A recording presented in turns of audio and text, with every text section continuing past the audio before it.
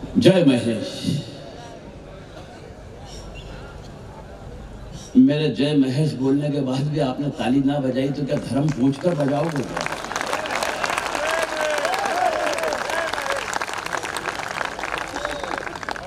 Corona काल के बाद बच्चे खुचे लोगों, बच्चे खुचे ही हो। और सच बता रहा हूं, कोरोना के बाद इतने जिंदा लोग एक बार इकट्ठे बहुत मुश्किल से देखे इनमें है ही ये। जिंदा नहीं बल्कि जिंदा दिल लोग। लेकिन अगर इतनी बड़ी त्रासदी के बाद उस परम पिता परमेश्वर ने हमें बचा दिया है तो इसलिए नहीं बचाया साहब कि आज भी मुंह लटका कर बैठे हैं। ठहाकों की महफिल है, एक बार उन्मुक्तता की ताली बजाकर मुझे आदेशित करें कि मैं कवि सम्मेलन का आरंभ कर सकूं। आदरणीय महामहिम जी की उपस्थिति है, विशेष प्रणाम करता हूं और आपसे आदेश लेता हूं कि कार्यक्रम शुरू किया जाए। 4 पंक्तियां मातेश्वरी के दरबार में विधिवत यहां से बस कवि सम्मेलन शुरू होना चाहता है। और चौथी पंक्ति के बाद में यह बात जानता हूं कि पीछे के लोग जो अभी शामिल नहीं हुए हैं, शायद अब मुझे इजाजत दें कि कवि सम्मेलन शुरू किया जाए। रुको, भजिया तेल पेली पी जाएंगे वरना। चौथी पंक्ति के बाद आपकी भी जवाबदारी है पीछे के लोगों। भाव धरा पर शब्द मेघ झरते हैं। जुड़ना जितने लोग यहां बैठे हुए हैं, भाव धरा पर शब्द मेघ झरते हैं। हम तृप्ति का अनुबंध पत्र भरते हैं और मां सरस्वती को नमन सौंप कर अपना आज की काव्य निशा का श्री गणेश करते हैं। क्या कहने हैं दोस्तों, आपकी आंखों तक आंसू पहुंचाने के लिए सारी दुनिया तैयार बैठी है। हर कोई चाहता है कि आपकी आंखों में आंसू हो, हृदय में पीड़ा हो, वेदना हो, तकलीफ हो, कष्ट हो, यातना हो, मगर आपके होठों पर मुस्कुराहट की एक हल्की सी लकीर आ पाए, इसके लिए कोई तैयार नहीं है। मगर तब नगर सभा माहेश्वरी फोरम और साथ में सत्कार ग्रुप ये कोशिश करते हैं कि एक साहित्य की ऐसी शाम सजाई जाए जिसमें सब माहेश्वरी बंधु बैठकर मुस्कुराएं, ठहाके लगाएं।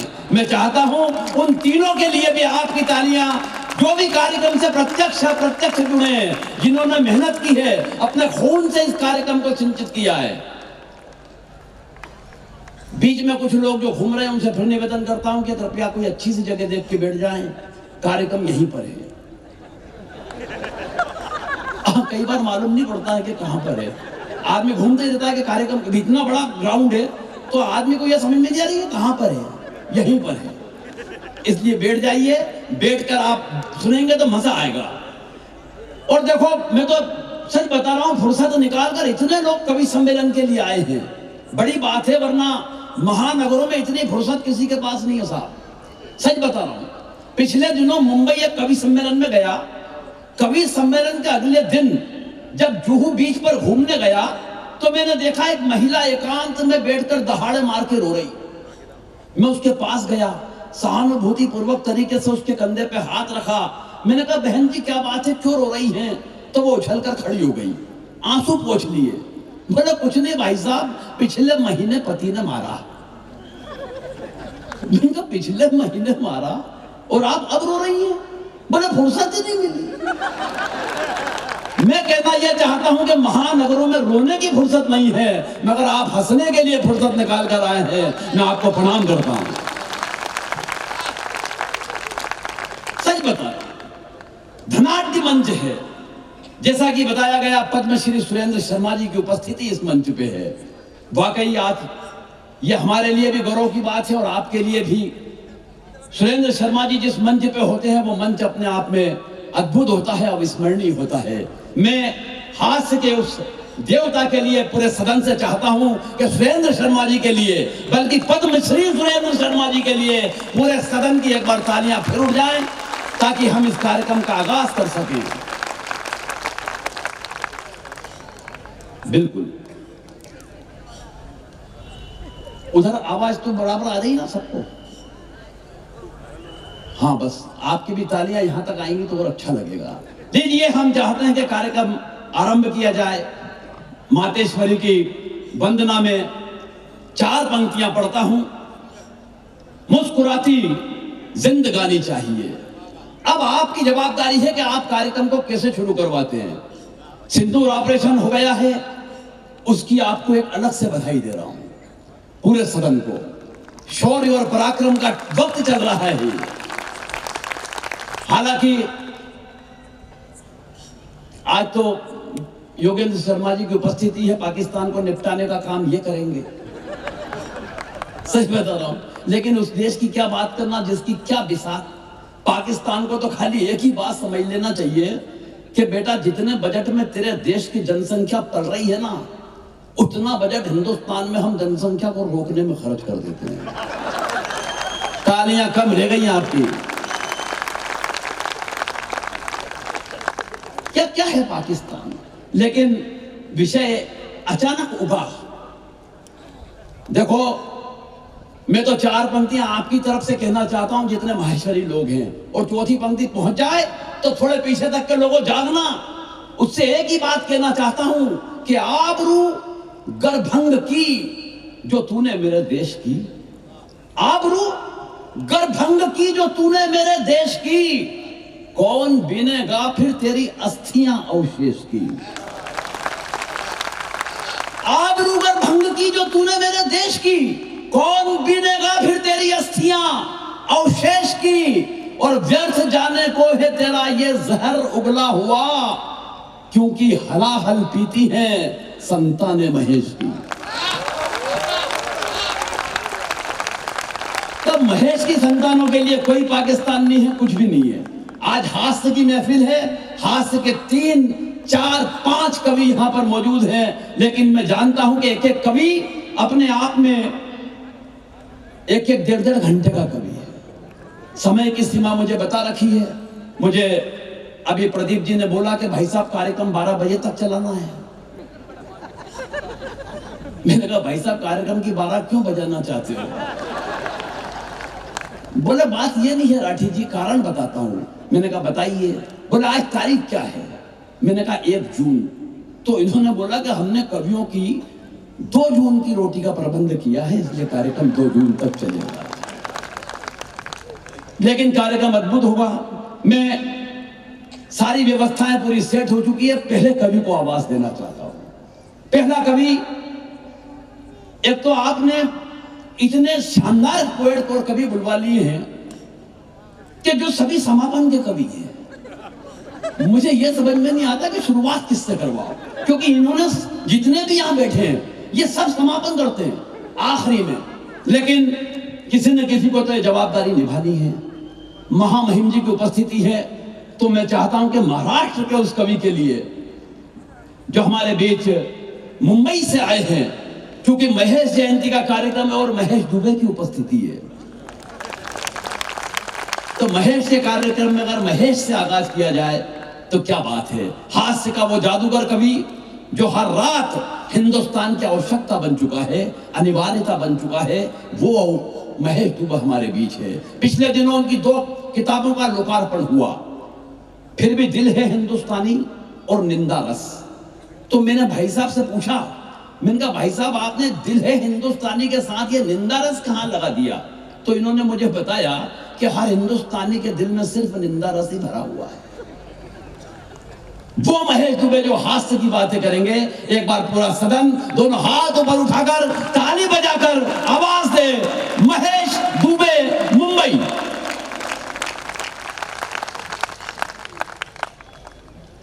एक बार पूरा सदन मेरे कहने से महेश जी के लिए, पूरा जितने लोग बैठे हैं, शानदार काव्य पाठ। पहले कवि के रूप में काव्य पाठ करना एक बड़ा चुनौतीपूर्ण काम होता है, जब लोगों की आवाजाही भी होती है।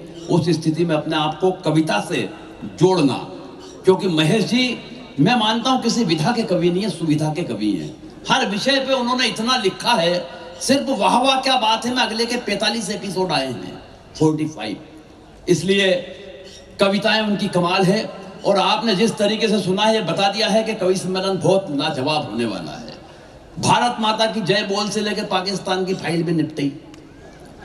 मैं फिर कह रहा हूं पाकिस्तान पे कोई मतलब ही नहीं है। पाकिस्तान वो देश है जिसकी फाइल हम मरने के बाद निपटा दें। वाह वाह। मरने के बाद 3 इंजीनियर मर के ऊपर पहुंचे, एक पाकिस्तान का, दूसरा चीन का और तीसरा हिंदुस्तान का। जैसे ही वो ऊपर पहुंचकर उन्होंने दरवाजा खटखटाया तो वो दरवाजा ही चरमरा के नीचे गिर पड़ा। दूत ने कहा कौन? बोले हम इंजीनियर। बोले कहां से? पहला बोला मैं पाकिस्तान से, दूसरा बोला मैं चीन से, तीसरा बोला मैं हिंदुस्तान से। दूत ने कहा अंदर तो ले लूंगा, मगर एक बात बताओ, इस दरवाजे की हालत बहुत खराब है, अगर मरम्मत करवाना हो तो खर्च कितना आएगा? पाकिस्तान वाला बोला कोई खास खर्च नहीं आएगा, खर्च आएगा कुल 9,000 रुपए। दूत ने कहा कैसे? बोले 3,000 की लेबर, 3,000 का मटेरियल और 3,000 मेरे। चीन वाले से पूछा तू बता, बोले खर्च आएगा 12,000। बोले कैसे? बोले 4,000 की लेबर, 4,000 का मटेरियल और 4,000 मेरे। अब आया हिंदुस्तान वाले का नंबर, बोले खर्च आएगा 29,000 रुपए। बोले कैसे? बोले देख 10,000 तो तेरे। ये ताली की बात नहीं है, ताली की बात तो अगली है जिस पे पूरा सदन बजाएगा। बोले 10,000 तो तेरे, 10,000 मेरे। बच्चे कितने? बोले 9। बोले इस पाकिस्तानी को ठेका दे देंगे, बनाता रहेगा।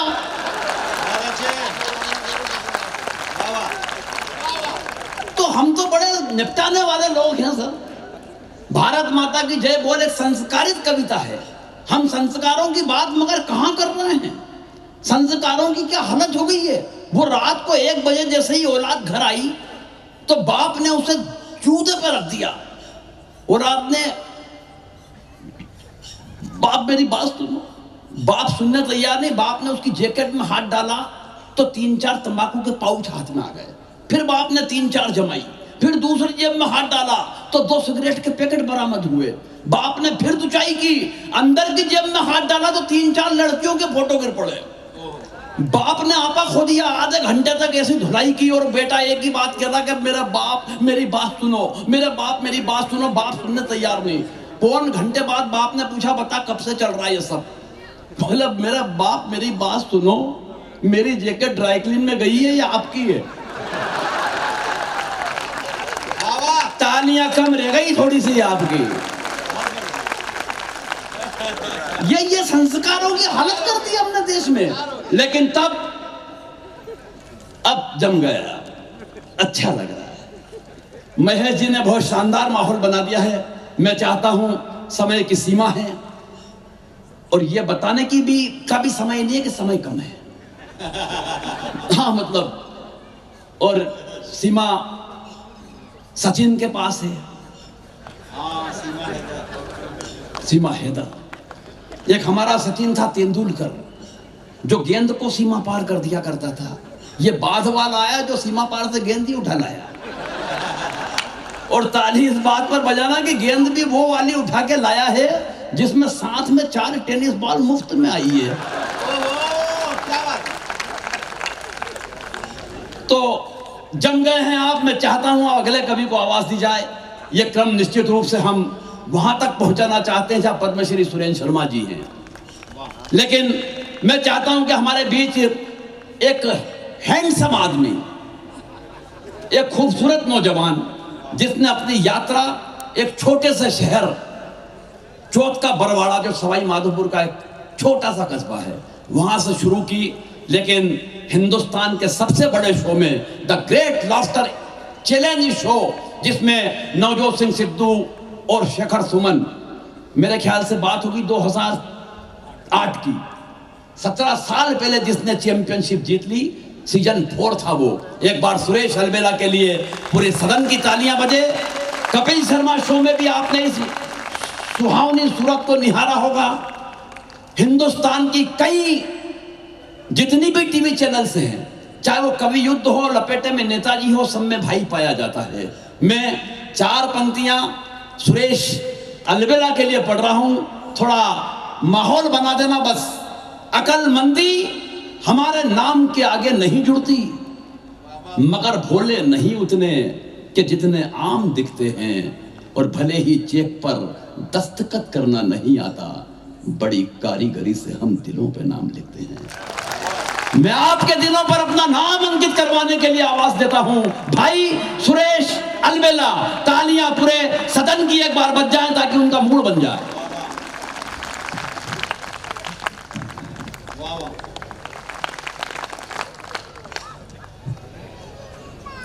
ये जो हलचल हो रही है, अगर बैठ जाएंगे तो अच्छा है। भारत विश्व गुरु होने नहीं देंगे ये लोग, ये दिक्कत है। नहीं, सच बता रहा हूं। बहुत शानदार पंक्तियां योगेंद्र शर्मा जी ने पढ़ी, भारत विश्व गुरु हो सकता है। दिक्कत ये नहीं है, दिक्कत कहां आ रही मैं बताता हूं। भारत विश्व गुरु वो नहीं होने दे रहे हैं जो हमारे देश में हमारा खाने के बाद, भाई प्लीज पानी वाले भैया थोड़ी देर के लिए बस, मैं 10 मिनट हूं और उसमें मेरा काम करना। देखो ये बड़े कवि हैं, ये 1 घंटे वाले हैं, मैं 10 मिनट वाला हूं। आप ये समझो कि मेरा मित्र है, वो YouTube पर रोजाना राहुल गांधी जी को 1 घंटे सुनता है और मोदी जी को 10 मिनट सुनता है।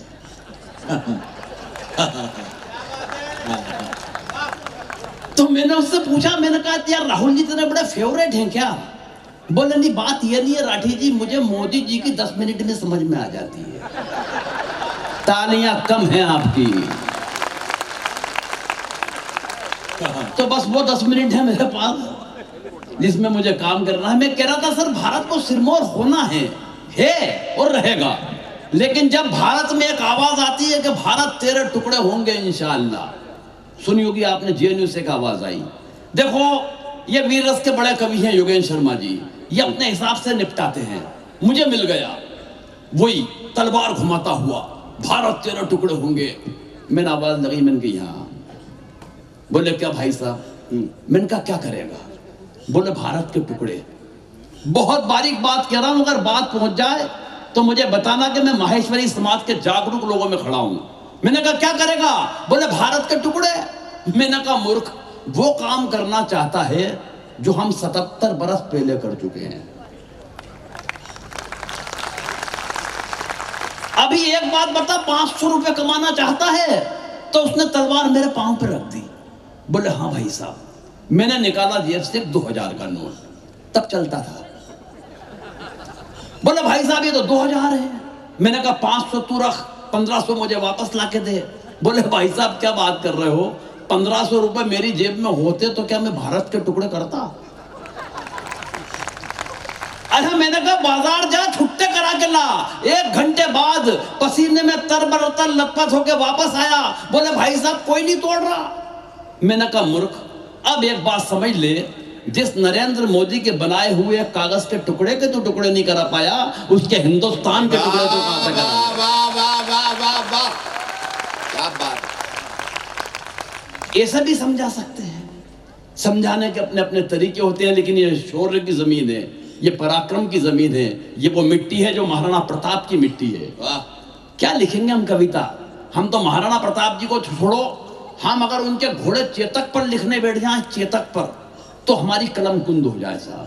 लेकिन वो महाराणा प्रताप जिनके कारण आज हमारा सर स्वाभिमान से आसमान में तना रहता है, मैं उस चेतक पे 4 पंक्ति पढ़ना चाहता हूं जिसके कारण स्वयं महाराणा का सर आसमान में तना हुआ रहता था। लेकिन चौथी पंक्ति के बाद मैं उस धर्म को निभाना चाहता हूं जो मेवाड़ की मिट्टी के लिए आया हूं। अगर चौथी पंक्ति पहुंच जाए तो पीछे के लोगों, गोविंद राठे को शुरू करवाना बाप की जवाबदारी है। जान के लुट जाने का डर वो कहां सितमगर करता था? क्या था चेतक? पहुंच जाए बात तो आसमान भर तालियां देखना चाहता हूं। जान के लुट जाने का डर वो कहां सितमगर करता था? रफ्तार में ऐसी बिजली थी, धरती को अंबर करता। क्या बात है, वाह। दूसरी पे आपने इतनी बजा दी है तो मैं जानता हूं चौथी पे आप उछल पड़ेंगे। जान के लुट जाने का डर वो कहां सितमगर करता था? रफ्तार में ऐसी बिजली थी, धरती को अंबर करता था और टप टप करता राणा का चेतक जब धूल उड़ाता था, अकबर भी घर में घुसकर अल्लाह अकबर करता था।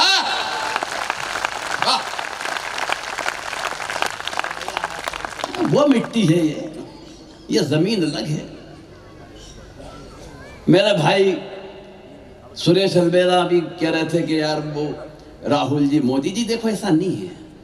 राहुल गांधी की तकदीर खराब है, उसकी कुंडली में दोष है। बहुत बारीक बात बता रहा हूं। अगले का जन्म हुआ 19 जून 1970 को, और उसी दिन फिल्म मेरा नाम जोकर रिलीज हुई। तालियों की बात ये नहीं थी। ताली इस बात पर बजे कि हमारे भूतपूर्व प्रधानमंत्री मनमोहन सिंह जी जो हमारे बीच नहीं रहे, उनका जन्मदिन आता है 26 सितंबर के दिन, और उसी दिन विश्व गूंगा बहरा दिवस मनाया जाता था। और तालियां तो पूरा सदन इस बात पर बजाएगा कि 17 सितंबर के दिन देश के यशस्वी प्रधानमंत्री श्री नरेंद्र मोदी जी का जन्मदिन आता है, और उसी दिन इस सृष्टि के निर्माता विश्वकर्मा की जयंती मनाई जाती है। ये हम क्या करें? कुंडली के दोष हैं, कुंडली के। मोदी जी और राहुल गांधी जी एक नुक्कड़ सभा में टकराए। सब नुक्कड़ सभा में जैसे ही टकराए तो राहुल गांधी से मोदी जी ने बड़े गर्व के साथ कहा, तू क्या जानता है मेरे बारे में? 7 करोड़ फेसबुक फॉलोअर्स हैं मेरे। कितने? 7 करोड़। राहुल गांधी ने बड़ी सहजता से जवाब दिया, तो क्या हुआ, लिखते तो सब मेरे बारे में ही है।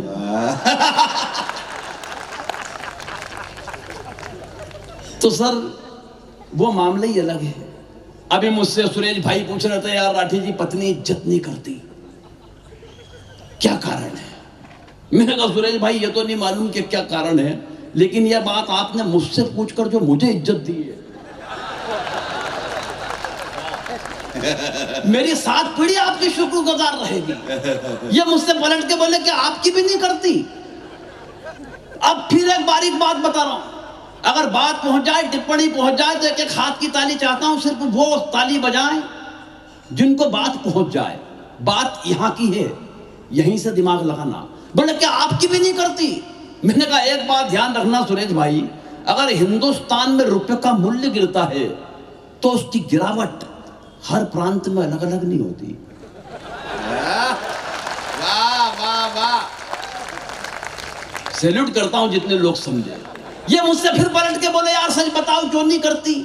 मैंने कहा एक बात ध्यान रखना सुरेश बाबू, कि जब कोई लड़की मायके से विदा होकर ससुराल आती है, अपने पिताजी को छोड़ के आती है तो बदले में ससुर साहब मिलते हैं, माँ को छोड़ के आती है बदले में सासू माँ मिलती है, बहन को छोड़ के आती है बदले में ननद मिलती है, भाई को छोड़ के आती है बदले में देवर मिलता है, मगर ऐसा क्या छोड़ा कि तुम और मैं पल्ले पड़े? बोले भाई साहब ऐसा तो कुछ भी नहीं छोड़ा। मैंने कहा फिर एक बात समझ ले मेरे भाई, जो चीज फोकट में मिली है उसकी इज्जत कौन कर रहा है? तालियां थोड़ी एक बार मिलके बजाओ यार, मेरी मेहनत में कोई कमी नहीं है। सच बता रहा हूं। और पत्नियों पर सर कविता वो लिखता है जो कुंठित होता है, जिसकी अंडरस्टैंडिंग अपनी पत्नी से ठीक नहीं होती। अंडरस्टैंडिंग के मामले में शर्मा जी मैं और मेरी पत्नी लाजवाब। क्या अंडरस्टैंडिंग है हमारी? 27 साल हो गए शादी को, लेकिन 27 साल की शादी की जिंदगी में उसने मुझसे कभी गंवार, मूर्ख, बेवकूफ, नालायक, पाजी, गधा, जाहिल ऐसे किसी शब्द का प्रयोग नहीं किया। कारण अंडरस्टैंडिंग इतनी कमाल की है, इतनी कमाल की है कि बस वो नजर भर देखती है और मैं समझ जाता हूं वो इनमें से क्या कह रही है। ये बढ़िया है। सच बता रहा, सच बता रहा। एक दिन वो अपने काम में व्यस्त, मैं अपने काम में व्यस्त, न उसे फुर्सत न मुझे फुर्सत।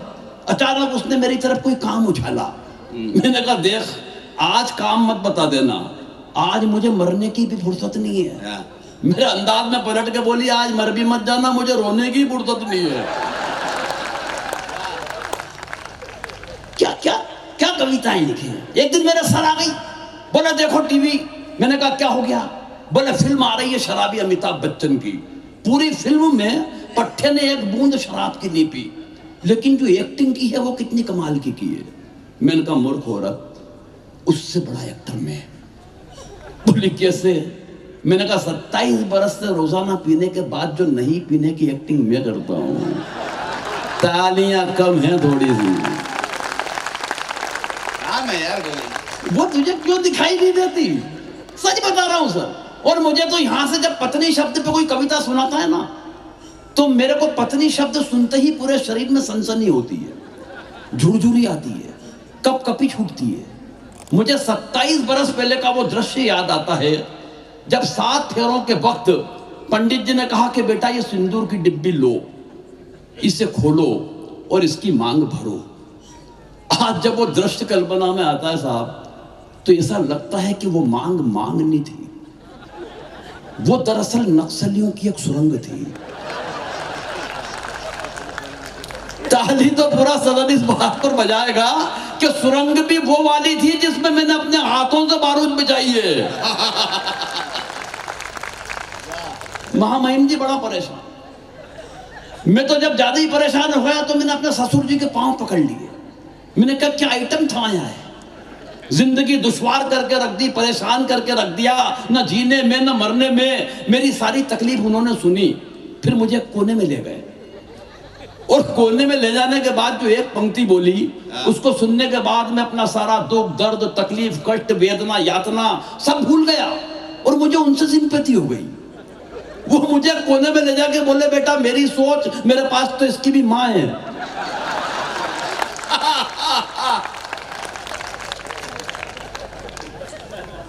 कहां तक क्या करें। एक दिन बड़ी खुश होती हुई आई मेरे पास, बोली आज मैं बहुत खुश हूं। तो मैंने कहा मुझे भी रहने दे।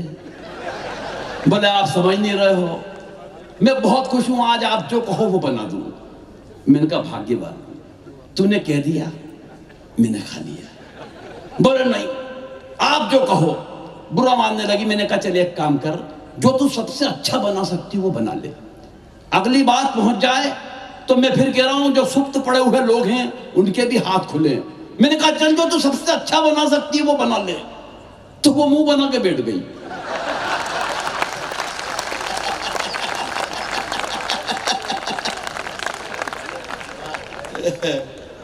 सर कहां ले जाएं? फिर आखिर मैंने उसको समझाइश, मैंने कहा चल एक काम कर, खुश कर दूं। मैंने कहा थोड़ा जो बोले चलो मैं आपके लिए पुलाव बना लेती हूँ या खिचड़ी बना लेती हूँ, आप बताओ क्या बना दूं दोनों में से। मैंने कहा तू पहले बना ले, उसके बाद नाम रख लेंगे।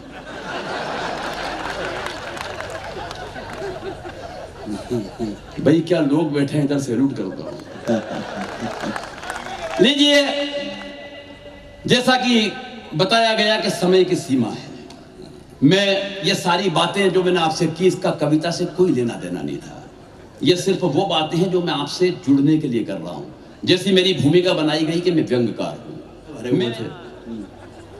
हमारे यहां तो एक गाड़ी चमचमाती हुई उज्जैन में पान की दुकान पे आके रुकी।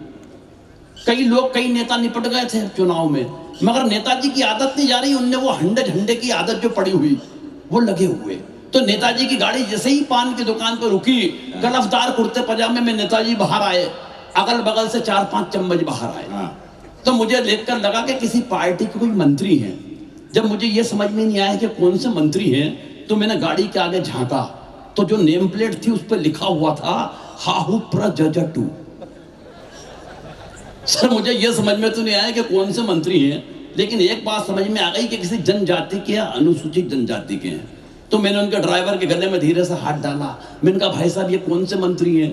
बोले कोई मंत्री नहीं है। मैंने कहा फिर ये हाहू प्र? बोले हारा हुआ प्रत्याशी है। तालियां कम हैं। मैंने कहा फिर सर ये जज क्या है? बोले इसकी जमानत भी जब्त हो गई थी। तो हम तो वो वाला काम भी निकालना जानते हैं। अब मैं व्यंग शुरू करता हूं। प्रदीप जी आ गए हैं निर्देश के लिए,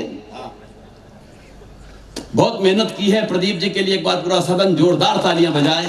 और प्रदीप जी के लिए पूरी जो टीम यहाँ है, उन सभी ने, जो मैं एक नाम लूंगा तो वो बेईमानी होगी, इसलिए हर कार्यकर्ता ने जो मेहनत की है प्रत्यक्ष अप्रत्यक्ष सभी ने, मैं सभी को प्रणाम करता हूं। बहुत शानदार। महेश जी बता रहे थे कि आज इतनी आवभगत हुई, मेरी भी हुई। माहेश्वरी लोगों ने क्या कमाल किया। एक भाभी जी के यहाँ तो जब मैं खाना खा रहा था तो भाई साहब एक रोटी और एक रोटी और एक रोटी और। मैंने कहा भाभी जी पहले ही 8 खा चुका हूँ, बोले खा तो आप 10 चुके हो मगर गिन कौन रहा है?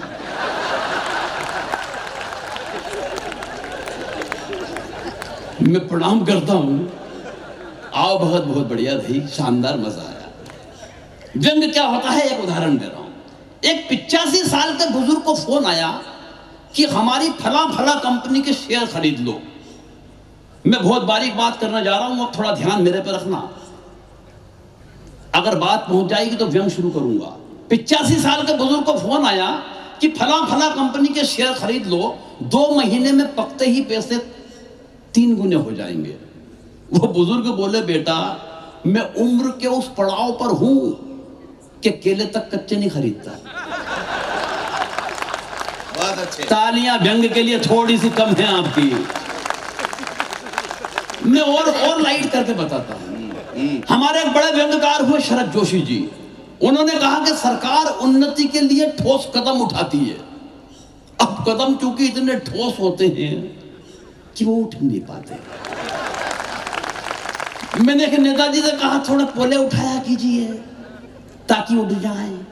वे बोले पोले ही है। तो हमने कहा उठाते क्यों नहीं? बोले इसलिए ताकि ठोस लगे। ये व्यंग है। अब आप मेरे लायक हो गए, मैं व्यंग पढ़ना चाहता हूं, सुनिएगा। कि एक दिन खुल गए शहर के भाग हमारे, एक मंत्री जी शमशान घाट के उद्घाटन के लिए पधारे। प्रदीप जी अगर बहुत बड़ी समस्या नहीं होती व्यंग सुन लो। अगर इसकी एक भी बढ़िया है। हाँ, क्योंकि लिफाफा आपके पास ही फंसा हुआ है। हाँ, हालांकि कोई लिफाफे की तो मजाक है। हमें इज्जत तमगे और साफे खूब मिलते हैं। हमें इज्जत तमगे और साफे खूब मिलते हैं। कविता खर्च करते हैं, मुनाफे खूब मिलते हैं कि हम उनसे नहीं मिलते कि जिनसे दिल नहीं मिलता, वरना सर झुका दें तो लिफाफे खूब मिलते हैं। ये आज लिफाफों के लिए कोई नहीं आया, आज प्रेम में आए हैं और लुटने आए हैं, लूट लो।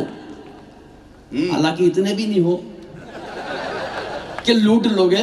अब व्यंग सुनो कि एक दिन खुल गए शहर के भाग हमारे, एक मंत्री जी शमशान घाट के उद्घाटन के लिए पधारे। उद्घाटन की पहली रस्म पूरी कराई गई। एक जलते हुए मुर्दे को बुझाकर मंत्री जी के हाथ से अग्नि दिलाई गई। मैं मुर्दे को झुलस दूंगा अगर पूरे लोगों ने मिलकर ताली नहीं बजाएंगे। मैं इतनी आग दे दूंगा कि जल जाएगा। एक जलते हुए मुर्दे को बुझाकर मंत्री जी के हाथ से अग्नि दिलाई गई। इस घटना से कम एक बात का तो पता चलता है कि आदमी का नसीब खराब हो तो वो मरने के बाद भी भुगतता है। आदमी का नसीब खराब हो तो वो मरने के बाद भी भुगतता है। पंडित जी ने कहा श्रीमान कृपया क्या इस दिशा में आकर अग्नि दिखाएंगे? और अब महेश की कसम खा के कहता हूं अगली पंक्ति भी ये नहीं कहूंगा कि ताली बजाना। अब एक दावा करता हूं कि रोक के बताना। एक हाथ से पकड़ लेना, दूसरे हाथ को कि न बजे। लेकिन अगर दूसरा हाथ पहले हाथ से हाथ छुड़ा ले तो इन खाली कुर्सियों की कसम है, उनकी जवाबदारी भी आपकी है। अब एक एक हाथ आसमान में देखना चाहता हूं। जिंदगी की सर्वश्रेष्ठ पंक्ति व्यंग की आपके हवाले और सुरेंद्र शर्मा जी की उपस्थिति। पंडित जी ने कहा श्रीमान कृपया क्या इस दिशा में आकर अग्नि दिखाएंगे? मंत्री जी भन्ना कर बोले आप कहां और कैसे लगानी है मुझे क्या आप समझाएंगे? वाह वाह वाह वाह। सैल्यूट करता हूं। आग कहां और कैसे लगानी है मुझे क्या आप समझाएंगे? अरे हम हिंदुस्तान की राजनीति को बरसों से झेल रहे हैं।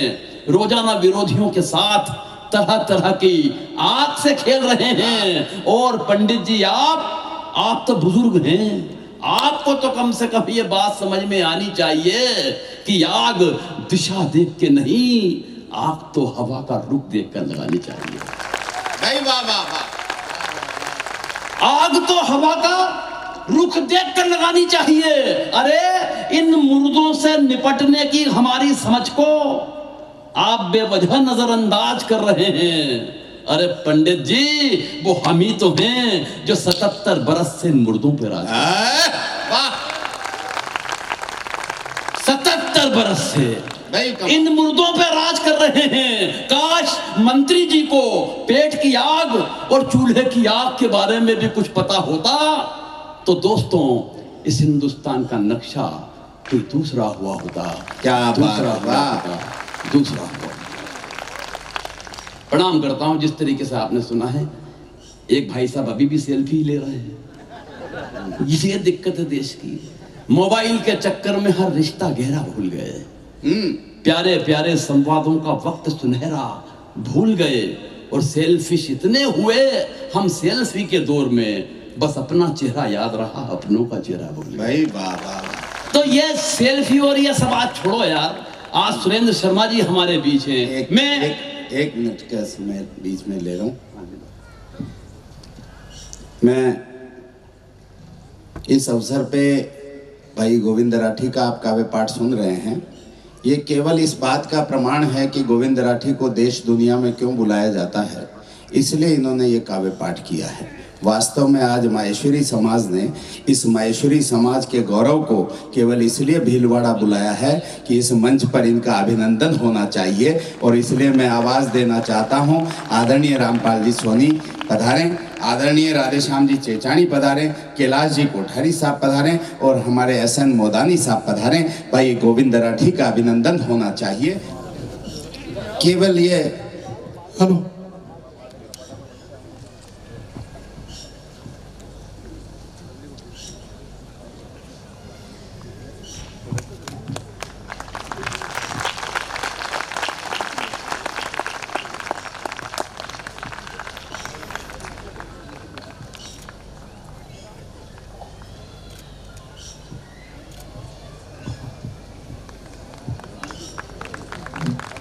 इतने विशाल कार्यक्रम को ऑर्गेनाइज करने में जिन ग्रुप की हमारे साथ सहभागिता रही, मैं सत्कार ग्रुप के माननीय शिवजी सोरानी साहब और गोविंद जी सोरानी साहब को मंच पर बुलाना चाहूँगा। 1 मिनट का समय लेंगे तो प्लीज। हमारे छोटे से आग्रह पर भाई साहब ने इस पूरे कार्यक्रम को ऑर्गेनाइज करने में हमारा पूरा सपोर्ट किया। सोडानी परिवार जिन्होंने एक बहुत बड़ा रक्तदान शिविर भी ऑर्गेनाइज किया था, और माहेश्वरी समाज के लिए हमेशा बहुत बड़ा योगदान इनका हमेशा रहता है।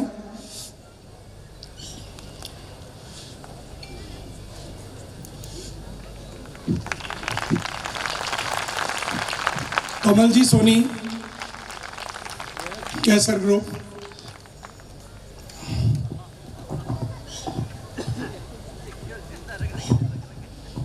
धन्यवाद भाई साहब। कमल जी सोनी,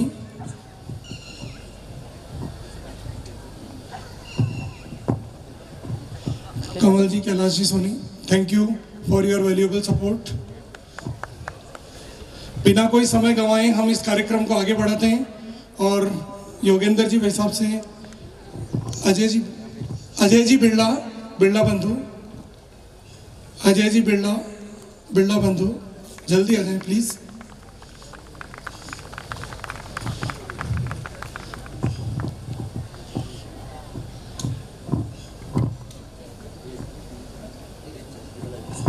अजय जी,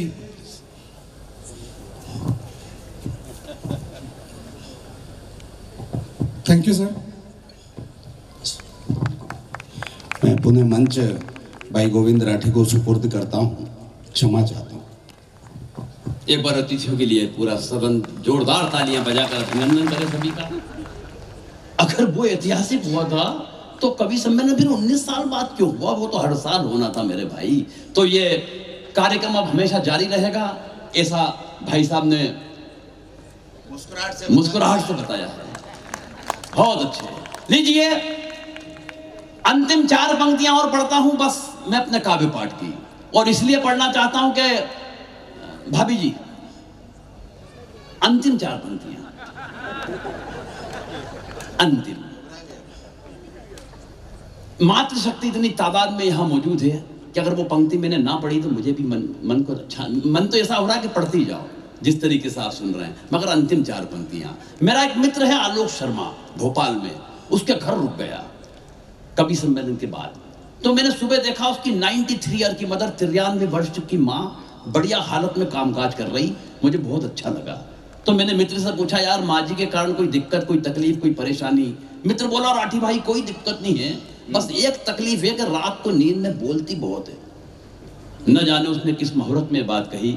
मैंने घर आने के बाद 4 पंक्तियां लिखी और वो चौथी पंक्ति सुनने के बाद एक बात का दावा करता है कि गोविंद राठी आपको याद रहे न रहे, लेकिन अगर आपको आपकी माँ रात को नींद में बोलती हुई दिख गई तो आपको मैं भी याद आऊंगा और मेरी पंक्तियां भी याद आएंगी। बांध के ले जाना 4 पंक्तियां अंतिम। वाह भाई। जो उंगली हाथ से छूटे तो मायूं हड़बड़ाती है, जो उंगली हाथ से छूटे तो मायूं हड़बड़ाती है, बगैर पानी जैसे मछली कोई तड़फड़ाती है। जो उंगली हाथ से छूटे तो मायूं हड़बड़ाती है, बगैर पानी जैसे मछली कोई तड़फड़ाती है। वो सोते में भी करती है दुआएं बच्चों की खातिर, समझते हम ये हैं मां नींद में भी बड़बड़ा। वाह वाह वाह वाह वाह। सैल्यूट।